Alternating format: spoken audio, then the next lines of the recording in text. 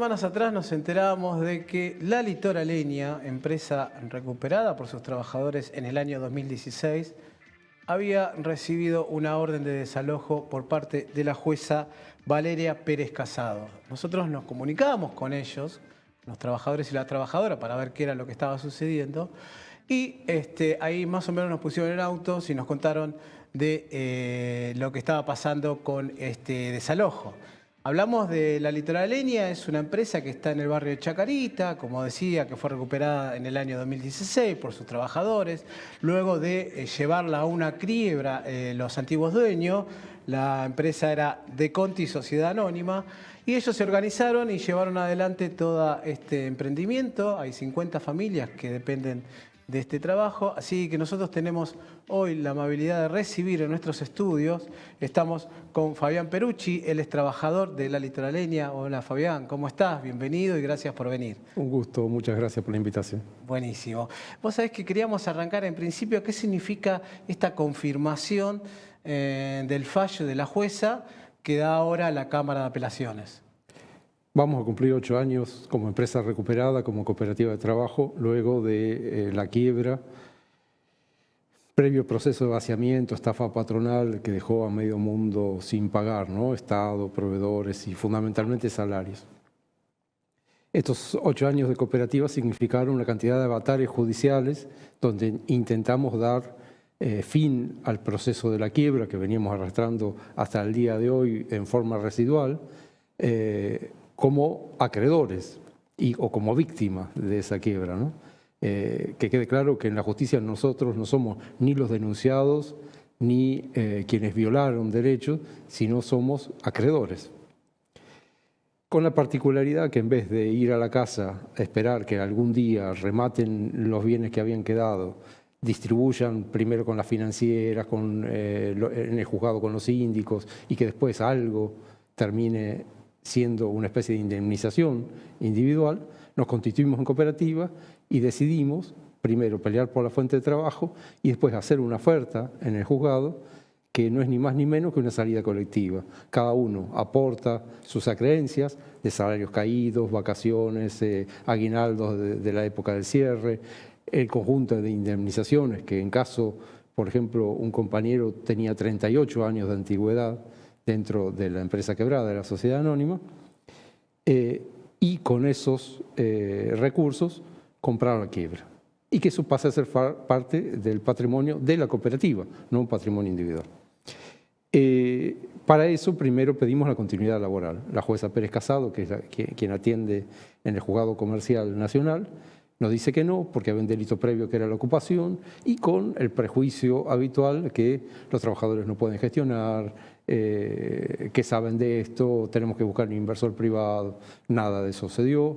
La patronal durante varios meses en que estuvo abierto el concurso antes de la quiebra no presentó ningún tipo de propuesta de solución y pedimos la explotación a favor de la cooperativa, nos lo niega. Estamos 2 años apelando en la Cámara y después de muchas idas y vueltas, manifestaciones, como vemos en las imágenes, la Cámara dice sí, tenían razón, la jueza debería darle la explotación.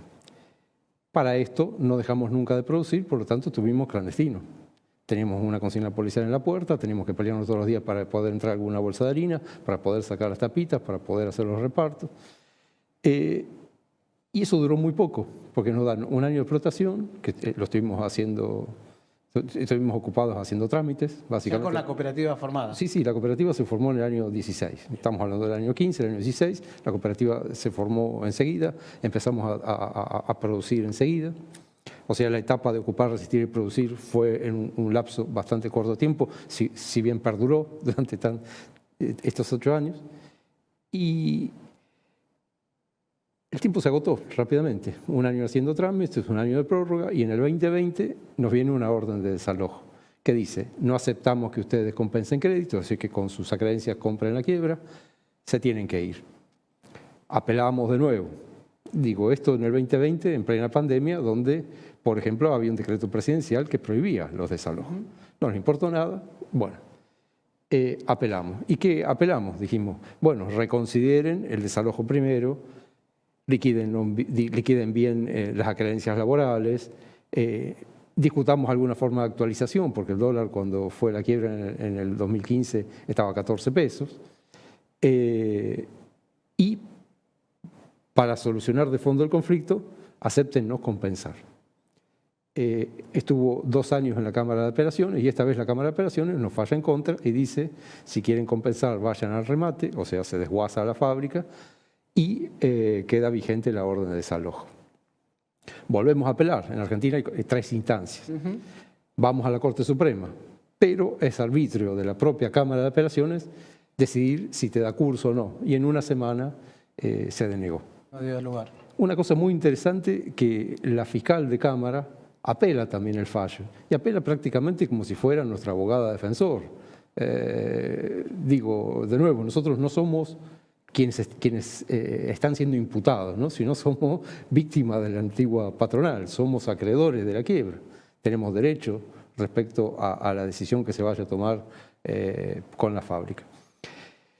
Se acabaron las instancias judiciales, entonces empezamos a plantear, si bien lo venimos hace rato trabajando, debe haber una solución política. La solución política en la ciudad de Buenos Aires se da en el ámbito democrático, que es la legislatura de la ciudad. Y entonces, mañana miércoles 31 de mayo, lo que vamos a hacer es la presentación pública del proyecto de ley de expropiación que nosotros mismos presentamos hoy en mesa de entrada, que dice que la fábrica es un bien que se pueda considerar de utilidad pública, sujeto a expropiación, y que luego de que la ciudad expropie los bienes de la quiebra, que son instalaciones, maquinarias, vehículos, todos relacionados al proceso de producción y comercialización de la cooperativa, y que pase en algún tipo de convenio a la cooperativa, ya sea de donación, de comodato, lo que fuera. El proyecto de ley está sujeto a que la cooperativa siga funcionando y con el mismo objeto social, que es que sea una cooperativa de trabajo y que produzcamos alimento para la población. Claro, Fabián, ahí nos decías vos que la jueza le había dicho a ustedes que no podía dar lugar a poder comprar con sus deudas, o sea, con las deudas que tenía la vieja empresa con ustedes, la empresa, la litoraleña, porque había una cuestión ahí de delincuencia, si se quiere, que había dicho porque ustedes se habían apropiado. Pero hay una cosa preexistente, que es la deuda, que es millonaria además, que tienen con ustedes y que tranquilamente son uno de los primeros o principales acreedores, ¿no es cierto? Tal cual. ¿Ahí no se puede hacer algo con ese tema a nivel jurídico? Porque está preexistente esa deuda, digamos. A nivel jurídico ya agotamos todas las instancias. Es imposible. Uno dice, ¿cómo? Y es así. Uno puede pensar, ¿por qué una fábrica que está en funcionamiento produce en condiciones inmejorables en términos de calidad del producto, es de funcionamiento democrático, está amparada de derecho en cuanto a las creencias, pero también en cuanto a la Constitución? Hoy somos una cooperativa que tenemos registro, o sea, matrícula del INAES vigente, que presentamos balance, que liquidamos todos los meses el IVA a la FIP, y no solamente eso, sino que tenemos un perfil social de avanzada en términos de lo que el capital privado llama responsabilidad social. ¿Por qué se desarma? Nadie lo sabe o nadie lo entiende. ¿Por qué no se ajusta a derecho nuestros pedidos? Nadie lo puede entender racionalmente. Como nadie puede entender muchas de las arbitrariedades que se cometen en lo que mal llamamos administración de justicia, ¿no? Porque de justicia a veces hay muy poco. Claro. Respecto a eso nos ampara la legitimidad de la lucha durante todos estos años, nos respaldamos firmemente en el trabajo social de redes que se fue tejiendo con el barrio, dentro del movimiento de empresas recuperadas, con otras experiencias cooperativas hermanas, con la inserción que tuvimos durante este tiempo en la comunidad educativa, tanto primaria, secundaria, con universidades. ¿Cómo es ese tema? Y hace años nosotros votamos en la Asamblea un programa que se llama Fábrica de Puertas Abiertas. Bien. Esto es que cuando hay patrón, la fábrica es solamente para quien entra a trabajar, ficha, sale, se va, entra algún proveedor, en el mejor de los casos algún profesional a asistir. Nosotros pensamos que una vez recuperada por los trabajadores, es patrimonio de la comunidad, las instalaciones, lo que se produce. Y entonces nos parece que una de las mejores tareas a realizar es empezar a sembrar desde niños, niñas, el sentido, por un lado, del trabajo, ¿no? La cultura del trabajo. Por otro lado, el trabajo asociativo, lo que nosotros llamamos en un combo virtuoso autogestión, y la posibilidad de pensar fuera de la alienación, que significa no saber de dónde vienen lo que consumimos. Claro. No sabemos cómo se produjo este vaso, no sabemos de dónde viene el agua potable, no sabemos de dónde vino el envase de tapa de empanada que después consumimos en la casa.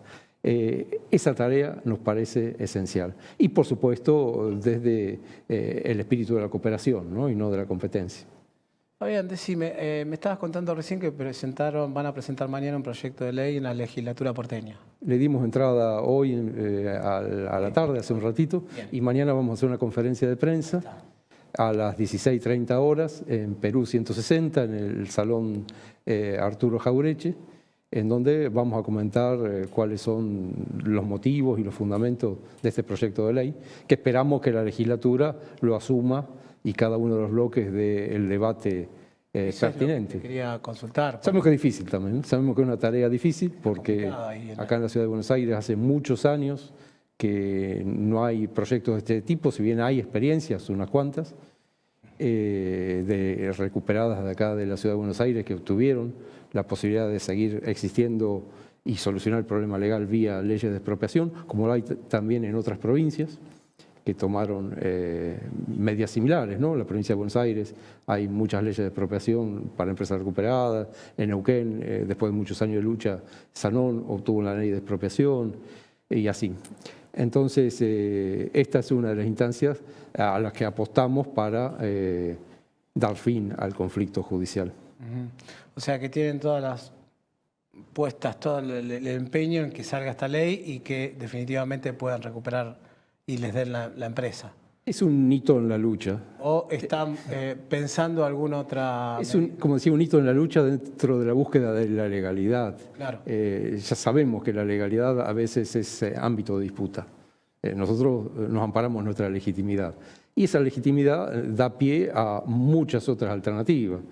Una de las cuales en la Asamblea se discutió desde hace años y ahora se confirmó que no nos vamos a ir por la buena.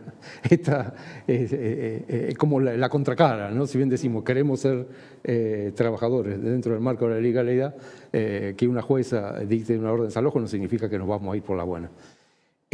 Por otro lado, estamos trabajando dentro del sector cooperativo, porque sabemos que si bien hay asimetrías y distintos tipos de experiencia, sería importante profundizar en el concepto de integración, que es un principio cooperativo. Entonces estamos evaluando alternativas de presentarnos en la quiebra, ya no desde lo judicial, sino con una propuesta económica alternativa o que resignifique el pedido anterior de compensar crédito, que es una de las cosas que le preocupa al juzgado, que es tener plata, básicamente, para cobrar los síndicos y sus amigos, la financiera. Así que esa es una posibilidad. Y después, bueno, lo que se votó también en la Asamblea, no solamente resistir, que sabemos que no se puede resistir eternamente sin trabajar, sino que la cooperativa va a continuar en donde sea. Pero eso sería una solución viable, pero un desastre para el colectivo de 50 trabajadores que somos hoy en la cooperativa, porque la escala en la que producimos hoy por hoy se disminuiría, ¿no? Y quedarían en zozobra esos 50 puestos de trabajo. O sea, estamos evaluando todas las alternativas. Hace 2 semanas que salió esta orden de desalojo. Sí. Dentro de 2 meses es la orden de desalojo. Nos habían dado 30 días y pedimos una prórroga, nos dieron 30 más. Ustedes siguen produciendo en este momento, sí, claro. Siguen trabajando. Van a seguir trabajando todo este tiempo. Sí, vamos a seguir trabajando hasta que nos den la fuerza. Sí, claro, está bien. Bueno, es una situación bastante difícil. Nosotros sabemos bastante del tema, precisamente INPA, ¿no? Es una primera fábrica recuperada de la Argentina. La lucha es dura, con todo en contra, ¿no? La justicia. Desde el poder político, ¿qué respuesta tienen? En la ciudad de Buenos Aires estamos abriendo alguna forma de diálogo con el Poder Ejecutivo para que, bueno, entre otras cosas, se haga cargo de la problemática. Nosotros venimos desarrollando una serie de programas junto a Desarrollo Humano y Hábitat, Sí. en donde, por ejemplo, el año pasado gestionamos un programa de distribución de productos cooperativos en barrios populares. Sí.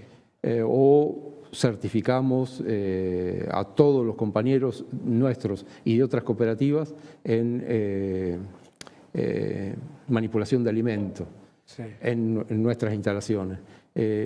Entonces, esa es una instancia que venimos planteando que en algún sentido la ciudad intervenga.